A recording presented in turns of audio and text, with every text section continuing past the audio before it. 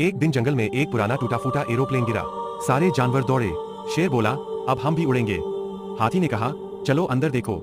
और सारे जानवर उस एरोप्लेन में घुस गए, लेकिन अंदर अजीब सी ठंडी हवा चल रही थी। दरवाजे अपने आप बंद हो गए और तभी स्पीकर से आवाज आई, आपका स्वागत है उड़ते पिंजरे में, जहाँ कोई लौट कर नहीं जाता। बंदर डर के मारे चीखा। हिरन खिड़की तोड़ने भागा, लेकिन बाहर अब कोई जंगल नहीं था, सिर्फ बादल और खून से लिखे नाम। एक एक कर जानवर गायब होने लगे और एरोप्लेन उड़ता रहा, बिना पायलट, बिना रास्ते। कहते हैं वो एरोप्लेन आज भी उड़ता है और जो भी उसमें चढ़ता है फिर कभी जंगल वापस नहीं आता।